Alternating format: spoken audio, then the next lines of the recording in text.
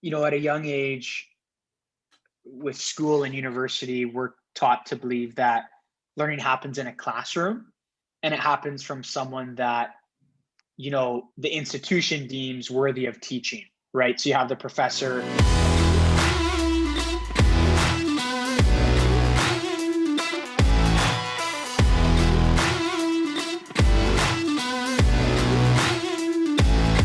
Joel, very happy to have you on my newly established podcast. And I'm looking forward to talking to you. How are you today? I am doing well. I'm excited to be here chatting over ideas and how to make them happen. And I am, yeah, looking forward to the new year ahead. Excellent. So tell us a little bit about what you're up to right now and how did you get there? Yeah, for sure. I, over the last couple of years, have had a very strong interest in storytelling and how to position a story on social media, specifically with LinkedIn. And last summer, I actually took the move to take on marketing advisory work full time. And so I'm currently just working with about 6 clients on helping develop their story on LinkedIn and social media in general. And then I also write and speak on the topic of personal branding. Excellent. So how did you get to start that? What were you studying in university? Because did you graduate anyway? Are you still studying? Because you're quite young, and not to take anything against you. No, for sure. I went to university for a Bachelor of Business Administration Mm, in a specialization in management. And during those years, I was focused in the classroom. I got a good enough GPA to connect with people for interviews or chat with companies. But my focus really during my time as a student was unlocking just the mischief and mystery of not knowing what you're going to do in life and kind of stepping into that student charisma, I kind of call. And I encourage younger friends to step into it. And during that time of being a student and having some flexibility during my studies, I really tried to surround myself with different opportunities and different ideas that stretch my understanding. And one of those areas that I felt most at home in was the world of social media and storytelling. And what does it look like to put together a story that a brand has or a person has and position that on social media so that you can build community around the problem that you're wanting to solve. And so it was really just having a willingness to test things out as a younger person that I think gave me that confidence where people started to approach me to ask for advice on these topics. And so that's kind of the backstory. yeah, you're quite successful on LinkedIn. I have to say that, and this is not in any way a kind of a stereotype, but I work with a lot of students, and it's shocking how many of them do not have even a LinkedIn profile. Like it's you don't only have a LinkedIn profile, you're quite effective on LinkedIn to the point that people notice you in the sense that I think you can be easily called an influencer on LinkedIn, at least LinkedIn that I know. I didn't know about the other. That's where I connected with you. So not in any way that just the number of following, your activity, you're active there, you're present. That's why people notice you and you contribute. This is very much like, I think there's very few or not even at all any students that I can point to that have even a decent profile on LinkedIn that I've seen. Obviously, I haven't seen all students. So this is what kind of caught my eye. What if was the environment around you, like the students around you or your friends, were they did they have their own interest as well in this, or were you on your own? And what planted that seed that you started? It's like, yeah, I should be on social media, or was it just natural to you? Yeah, that's a great question. I think it was my first or second year in university where I had just kind of heard about the platform and I started, reading stories or or reading up on people's posts or articles. And I was kind of nudged by a couple other friends that, friend of friends or similar passions. And they kind of encouraged me to say, hey, why don't you start sharing? Why don't you start developing, you know, a dialogue and an area of interest where you can build a community around it. And for me, it was really stepping into understanding that this area of discomfort will grow my skills in grammar, grow my skills in storytelling, and really just help stretch me as a person before I enter the professional world. I think a lot of students are told, get the degree, be good in school, and you'll land a great job. And anyone listening to this knows that that's just not the formula today. It's not about getting a fancy degree to get the fancy title. I think it's about really being creative and positioning yourself in whatever way that works best for you to land an opportunity in the industry that you care about. And degrees are kind of a one in a million today, and people really gravitate toward those that are showing them and their authentic self versus just a brick road to getting a job. And I think I wanted to do the legwork to kind of build a foundation for a career before I ever needed one, before the graduation days. And so that kind of spurred me on, and one story led to a next. And then I started getting into events and conferences and hosting interviews. And I think it really just came down to curiosity, having a little bit of time, and a lot of consistency. I think those are the three pillars of just being rooted in curiosity, having a little bit of time, and being super consistent. Awesome. So it's very interesting for me. The way you approach these things is by experimentation. In your own words, you kind of trying something. Like recently you tried the newsletter. You reached out and you did that. Are you only on LinkedIn, or for me, I noticed your activity on LinkedIn. Are you only on LinkedIn, or are you on other channels? Which one is your favorite, and why, from a storytelling perspective and your impact? Yeah, I am active on all platforms.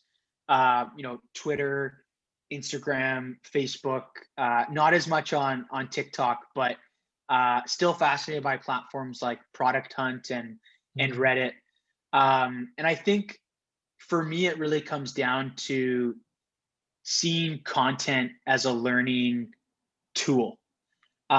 Sure, there's going to be opportunities where you will share your voice and you can, create an audience and a community around that. But for me, the benefit of being on LinkedIn or Twitter or Instagram is curating a feed of voices and channels that can really empower the goals that I have. And that's what's really sparked my interest in each of those platforms. In terms of what's been the most creative and or enjoyable platform for me to spend time on, I think it would be LinkedIn. And the reasons I'd want to give that are, there's an accountability on LinkedIn that I haven't seen on the other platforms. And that accountability is, if I share something or you share something, and Tim from Toronto creates a comment that, out of nowhere is destructive or angry or not really professional, anyone that sees that comment can look up where Tim works, who he reports to, and what his career looks like. And right away, you're able to analyze that person, their career, their interests, and their perspectives. And that holds people accountable to having a level of dialogue that I haven't been able to see on the other platforms. Versus Twitter, Facebook, or Reddit, you don't know if it's someone that's in high school, or if they even care about the topic, or if they're just there to, film you for their troll account. And so LinkedIn has a degree of education and a lens of like empowerment that I think when you spend time and you curate who you listen to, it really can shift the way that you engage with the topic. That is an interesting perspective. I did notice that you're quite true in LinkedIn has a different feel for the conversation, even though in the current climate, some things do spill in to LinkedIn, but not as much as like as Twitter. Nothing like Twitter, of course. Yeah. So for sure, I agree with that. It seems like people are committed to a certain level of development and learning there. There's that mentality. There's focus on progress, business, technology, that kind of thing that kind of people pick up on. So it's a very interesting environment to be in. What for you is something interesting you said? You said you wanted to be on these channels, not to share content. So it sounds like you weren't there saying, you didn't have the kind of the interest to say, I'm there to create influence. You were there to learn and to kind of somehow contribute. So speak a little bit about that, and why is that so important in today's age? Yeah, for sure. I think, at a young age, with school and university, we're taught to believe that learning happens in a classroom, and it happens from someone that, the institution deems worthy of teaching, right? So you have the professor and the class. And that framework, that formula has totally shifted with online social platforms. And if you're smart enough and, willing to find the right platforms and voices to learn from, I think there's a, incredible consistency with daily education on the platforms that you tune into. And for me, if it was learning entrepreneurship at a young age, or learning how to write well, copywriting, or understanding what does it look like to launch an e-commerce brand, it really only takes the time and effort to say, who are the top 5, 10 voices I should follow? How can I listen and learn and think through problems the way that they do? And now how do I activate what they're teaching me? And that, I think, that 3-step, learn, listen, act, is really such a powerful formula, where you used to only get that at university or school from someone that's deemed a professor or teacher. But now it's really a value model where the the audience or community gets to choose who they listen to. And if you're willing to show up and provide value and information to people, you're able to align your goals with that, and you're off to the races. Very interesting. Uh, You're now building your own business. It sounds like you're just taking on the jobs as your own self, or you started building a company. Where are you at right now? Yeah, that's a great question. Right now, it's just my time, with a little bit of help or synergy from the communications or PR team within the company. But I work mainly with the founder and CEO type to develop their narrative. And then I'm also, looking at ways I can offload information or advice through channels like a newsletter, working on a video course, and just looking at templates that I can give to people so that they're able to access education without needing to meet with me.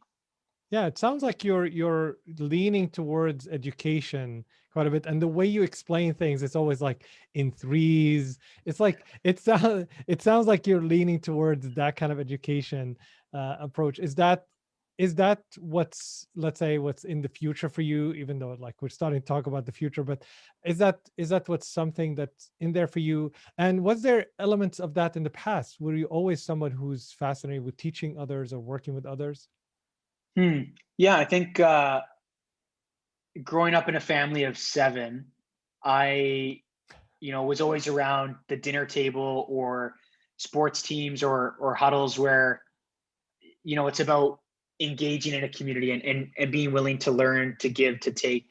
And I think I'm really wanting to recreate, uh, a similar community where I can give back and provide helpful tips and advice for people, at no cost. And that's just kind of the power of the internet, where you can share an idea or a framework or a formula, and anyone can look it up, and um, you can build a relationship through that teaching, which I think is really interesting. And then I think for, the entrepreneurship side, it's also fascinating where companies or executives will have a conversation with you and be interested to learn, what I've been able to develop, and that's humbling for me to be in a place where people are willing to learn, and I'm now in the creative space where I can sort through what information and templates and approaches would be most effective for them and their story.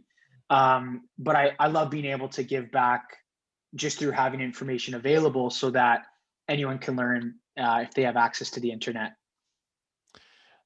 This may sound very, very kind of ignorant from my side to ask this kind of question, but you speak like someone who's been through life and like in their late 30s or early 40s, that kind of thing. Not to take anything away from young people, but you speak. If anybody would achieve, I would say, or if there are a few people, of course, that I know that if they achieve a little bit of the success that you've achieved online right now, it would go to their heads, and they would be kind of, look at what I've accomplished kind of thing. I mean, people still do that. Age is not the key here, but you get what I mean. It's like it's the wisdom that comes not necessarily with age, but with experience.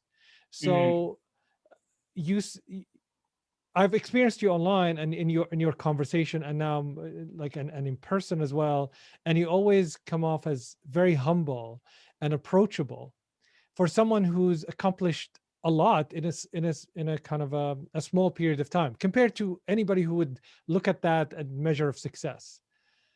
How do you do that? How do you maintain a level of level-headedness, um, of speaking like, you're talking about contribution, adding value, helping others? Um, what were these values instilled with you from like with family? These are things that you developed yourself. What where did you get that from? Yeah, no, that's very kind of you to say. Um, I think for me, it's a couple things. It's I was the fourth of five siblings, and so growing up in um, being a younger sibling, you kind of learn the focus of always be developing yourself or always be something that you're striving for. I think whether it's sports or conversation, you always kind of want it to be at your older siblings level. And when that carries over to business and entrepreneurship or marketing, I really have the honor of getting to know other CEOs or entrepreneurs that are incredibly humble with kind of what they've accomplished. And that really challenges me to think retrospectively about what are the habits I want to develop so that I can be welcoming and accepting and not have a facade or mask to put on. And so I think it's really being surrounded by a bit of an upbringing, but also mentors and business people I look up to today that they've really shown me the joy is in the journey of learning and the journey of you know working through new skills and new habits and not always in the milestones of success. Of course, those should be celebrated when they happen, but I think to just sit in those accomplishments and to promote those so that the learning journey is done, I think would be to not be the best version of yourself. And so I think the joy in it for me is really focusing on the learning and the community that comes from the problem you're solving versus the milestone that maybe you can reach along the journey. Is there some of these mentors that or people that you look up to or you learn from that you can mention? And what are the key things that you got from them that really shaped you? Mm.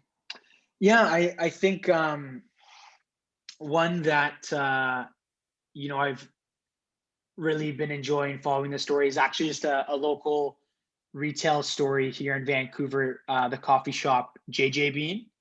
I have been able to develop a relationship where I'll catch up with John, who's the founder there, and he's someone that always, is someone to listen and to learn, and not to lead with kind of, his way or the highway. And I've really admired how, he's wanted to create a space where people can come, and conversations can happen, and their coffee shop is really just uh, the platform that those things can happen. And I think in how different that is than marketing and social media, it really, stuck with me on how your platform and your voice can really be that, you know in your industry. And so for me, if it's having a newsletter or having a talk or an interview, I'm always asking, how can I include others? How can I uh, host a conversation or a dialogue that is going to make people feel at home, and make people feel like they're included, and they can be themselves. And so that's something I've really taken away from my time with him. That's awesome. I love JJ Beans. They're one of my favorites, especially their what is that muffin? The chocolate zucchini. Oh my God, Yeah, it's to die that's one of my for. favorites. Yeah. It is to die for. So the are you mainly talking about coffees, and especially the time we're living in, COVID times, and the for many people, I'm a people's person. It's always about like that personal meeting. We would be now sitting having coffee. I'm all about that, and it was really challenging for me to do that, to kind of move and online, to the point that even the first few months I didn't want to do any Zooms. Like, listen, I don't want to meet people online.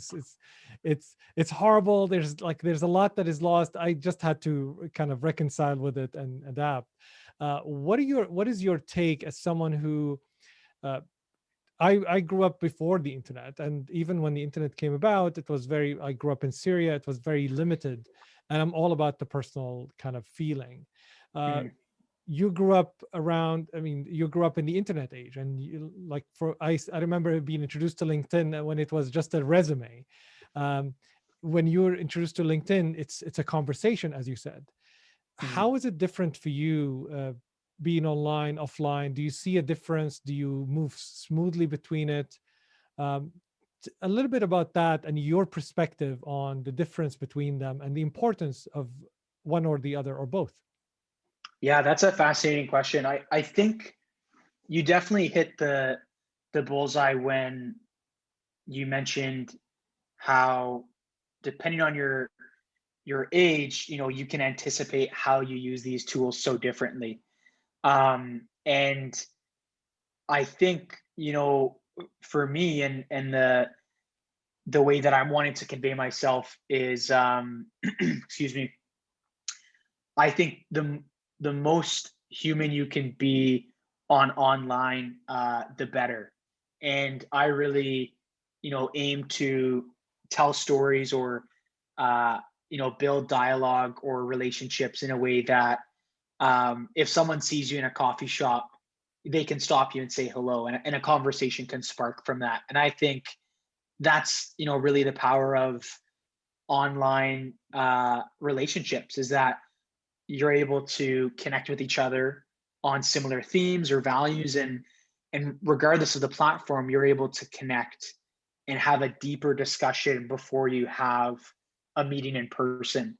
And I think LinkedIn has been such a fascinating tool for me to learn the art of, investing in relationships and topics before you meet them in person. And it's pretty mind-boggling to think, you know how you're able to invest in that, so that that time in person is even better spent, and even more enriching for that relationship.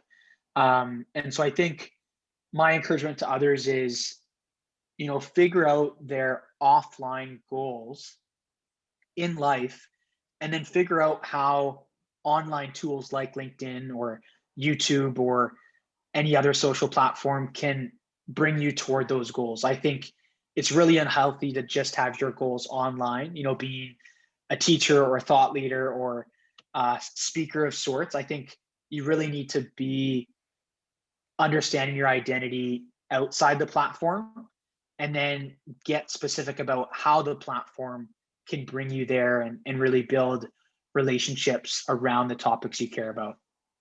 That's such an important point. I love it, by the way. And I want to dig deep into how do you get, you are active, I mean, very active on LinkedIn. And I consider myself like I write, it comes to me with ease, but it's still something that I struggle with. And I'm sure a lot of people struggle with is that getting that idea from something you want to say to not only put it on paper, at least if you're writing it in a doc, you kind of think about it. But when you put it online, it's now accessible by thousands, hundreds of thousands. Who knows if it goes viral and people like it and or dislike it, which is sometimes scary. How do you walk me through the thought process of getting an idea to write something? Where does it start? Is it from an interaction? Because it, for an outsider, it seems methodical. You're you're always there, and you maintain something very human, like you said. I kind of see that. I feel you're approachable from the things I read. I feel like I know you from what I read about you, which is a lot. It's very hard to achieve. It's not mechanical. So walk me through the process of like thinking about something, writing. Do you have set times for doing that? What's your regiment? What's your approach to doing that? Yeah, I mean, it's really been a work in progress, and like you said, it's no magical formula, but I think Mm, it really does need to be rooted in curiosity and a deep, you know, fascination, I think, of a topic. mm, I think the reason we don't keep goals is because we lose motivation. And I think a helpful way to, position yourself for sticking with a goal or a habit is providing accountability or consistency that, you're in it for the long term. And for building content, and what I've done on LinkedIn, it's really just been rooted in me being deeply curious and wanting to learn, you know, what X answer is or what the story is behind Y. And I think um, for me, it's been figuring out, okay, what in my life am I really curious about in this stage, and then what are the questions, topics, content or conversations that are happening on a daily basis that I believe are worth the community hearing about. And in terms of the validation process, I will jot stuff down in an email to myself. I'll write it on a notepad, or even today, I before this I was on a Clubhouse room just listening to conversations, and for me that sparked a thought that I would want to, you know, marinate on and see how I could build it out to something that's worth sharing. And for me, that process might work, but for others, it might look a little different. I think the important part is that you have a process and you have something that you care about, and you're getting comfortable starting to share your voice online. all right. Um, it's interesting. You're now on Clubhouse, which is the new social media, I would imagine. Everybody was talking about it. People were reaching out. I was like, "Do you have someone who has an invite?" So it's very interesting. Uh, where do you see? What do you see is missing? I mean, we have a plethora of social media. Some people would say too much. And where do you see, let's say, what do you see is missing for that thing you want to do? Let's say if you're now obsessed or at least focused on the personal branding, and I like it. You started your newsletter on LinkedIn. It's fascinating to watch. You have your own structure. What would you like to see in the future that would uh, help that personal branding, that would help others be part of showing their authentic self and executing on the things you advised you? Hmm. I think for for me to feel excited about the work that I'm doing, I really like to look for signals from the community I'm talking to see how they're activating what I've been talking about.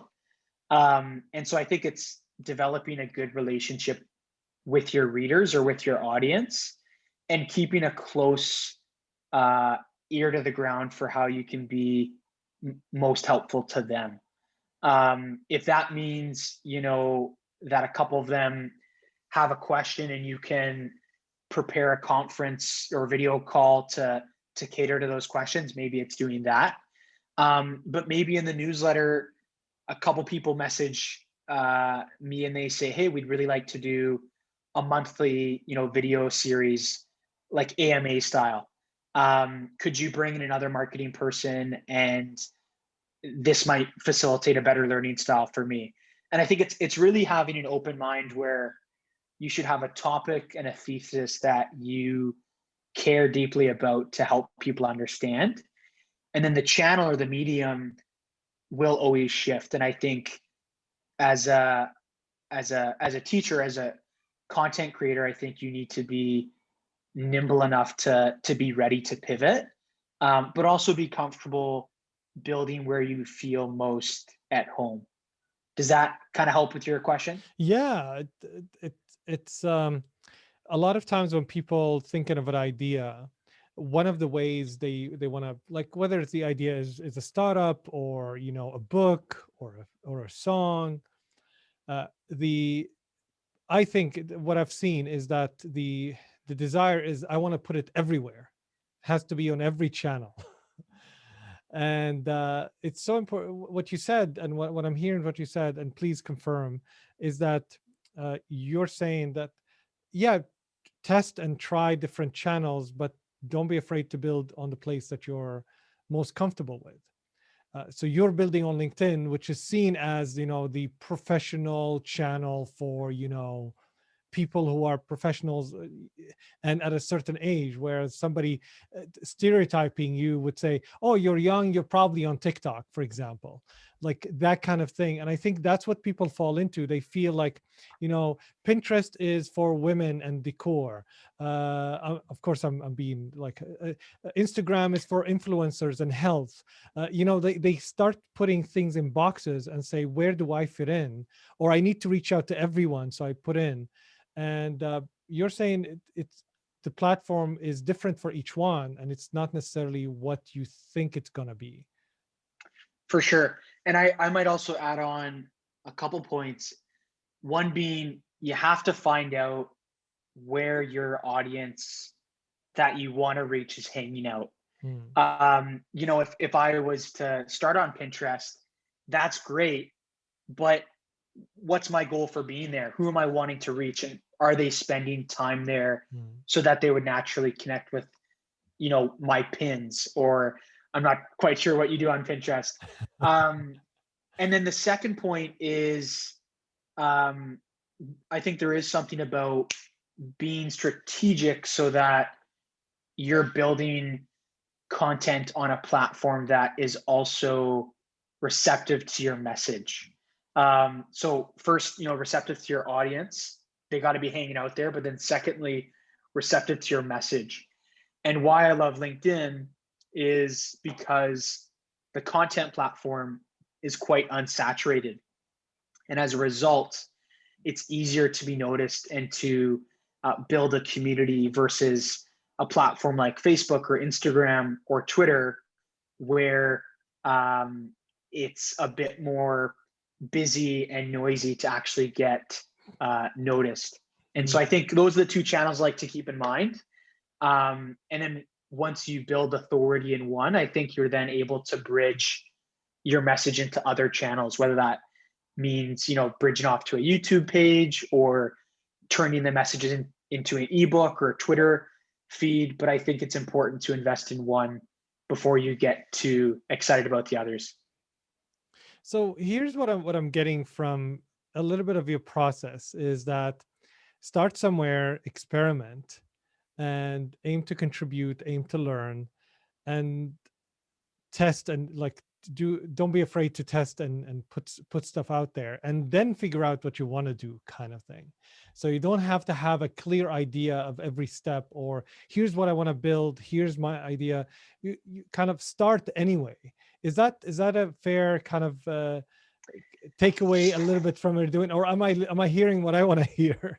No, I think that's a great point. I think people sit on their ideas or their business plans and they get worried about the right wording or the right picture when they should really just get worried about if anyone's going to resonate with it, like if they're ever going to launch it. And I think it's that same paralysis analysis, Yeah. right? Where people overanalyze, what's the world going to think? Like, how does this sound? How does the logo go?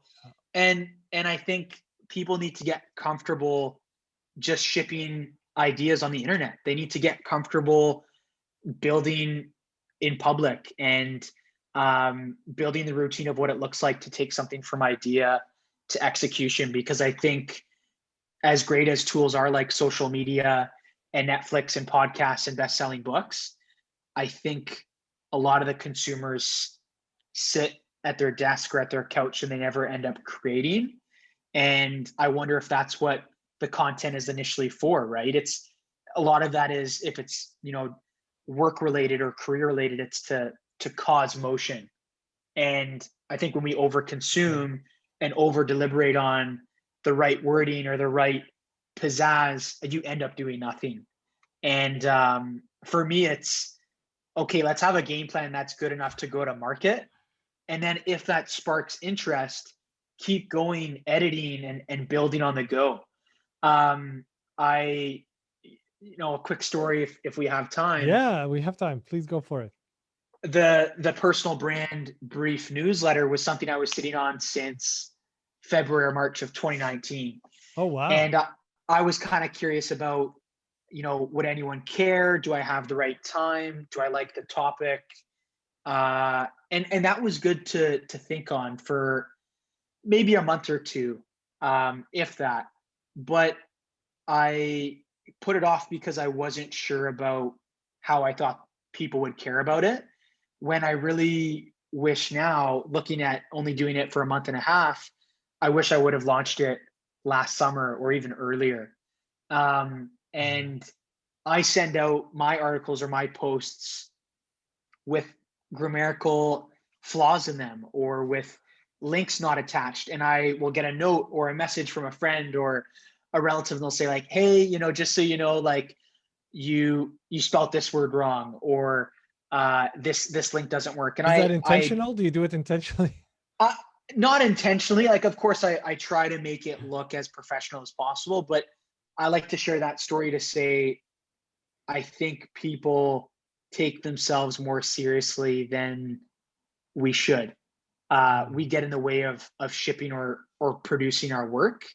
And I think you should get it to that 70, 80%, get it out in the world, and then edit and refine later. Yeah. Sure, you might get a comment here or there, but we're so busy with our own lives that if you're not Ellen or Gary Vee or Oprah, and you don't have a PR team of 10 or 100 people, just get in the habit of sharing good ideas and great stuff will happen. 100%.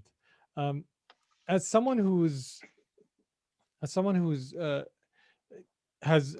is still connected to, I mean, you represent, I think, I can't remember what the title it is itself. You represent something with LinkedIn for young kind of, or youth. You kind of speak for them. What was the title? It was like a campus editor and then a youth editor. Okay, yeah, youth editor. That's the one I'm looking for. So youth editor. So you represent a youth editor. Do you still do that for LinkedIn? No longer now. No longer. Okay. Just a beta tester for their newsletter and LinkedIn Live functions. Okay, excellent. So you're close to. Is it fair to say that you're close to young people? Yeah, you could say that. Cool. So what do you see that are the biggest misconceptions about young people and their approach to ideas. A lot of people say, well, young people, especially when you don't interact with them. I get the advantage of interacting with a lot of young people, but they would say, well, they're not entrepreneurial enough. They don't, they don't pursue their ideas. They're just looking for the job or something like that. There are a lot of misconceptions. What would you say are the biggest misconceptions about youth today? And uh, what would you say is the correct kind of conception or understanding of where the youth are on those topics? Yeah, I really like that question.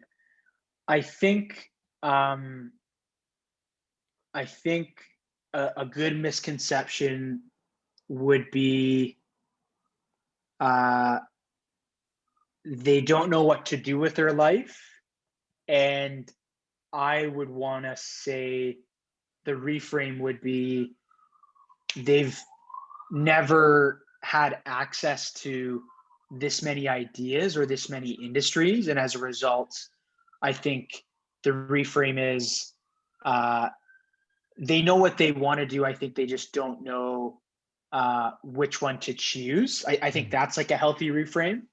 A second one would be, and I kind of speak to part of this in my first TED talk, was being unqualified means you don't have a seat at the table or you don't have anything to say.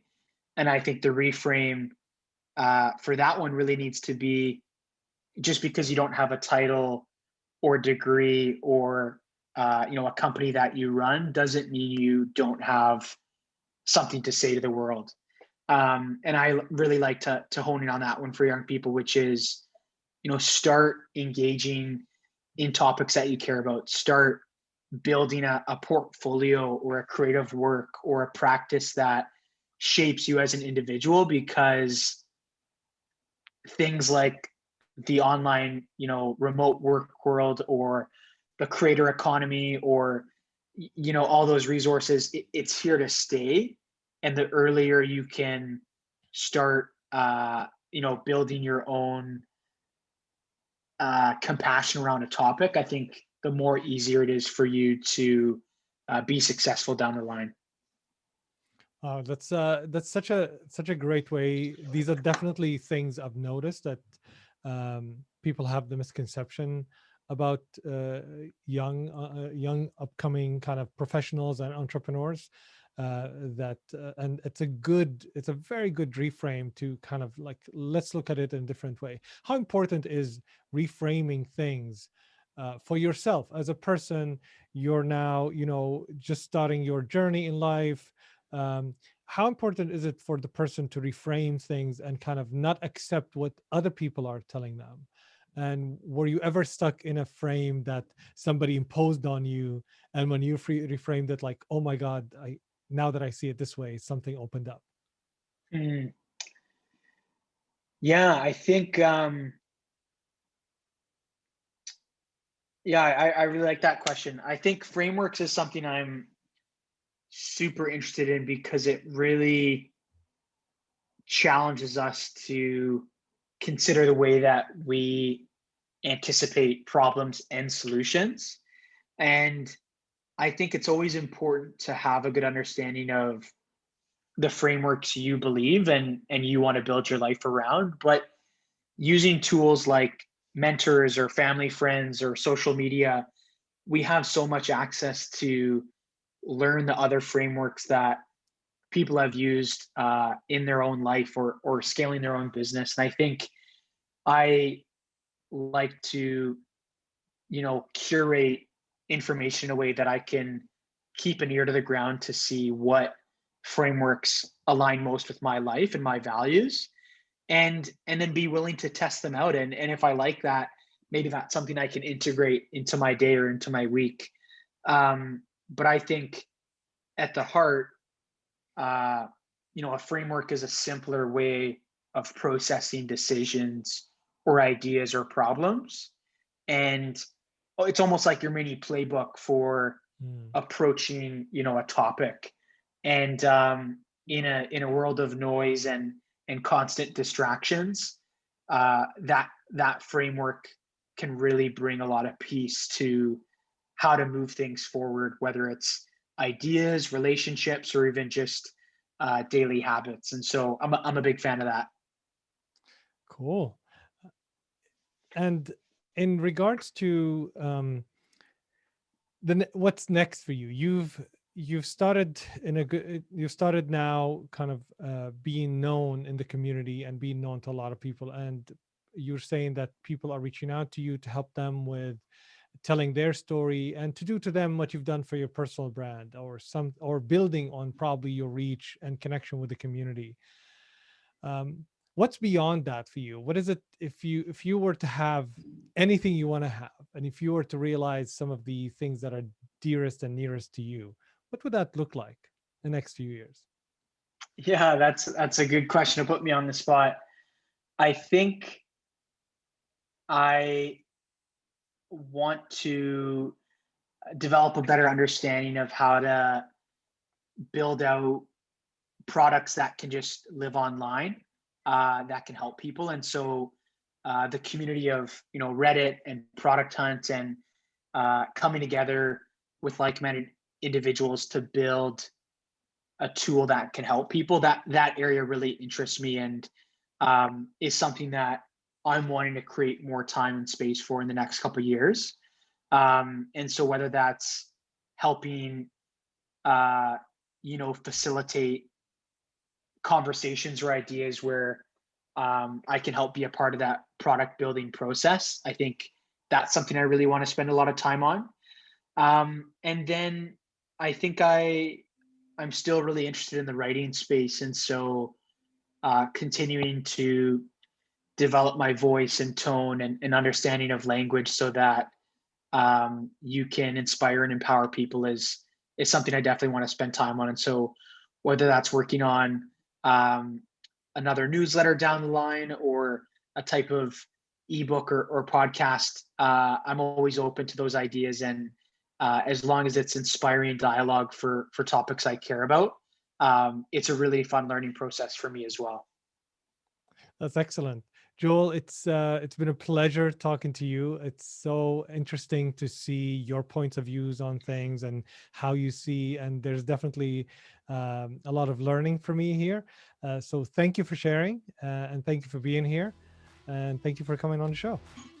Yeah, thanks for having me. And for anyone that listens to the conversation, I'm an open book and happy to have a conversation on your own time. So thanks for initiating this idea, and wishing everyone a great week.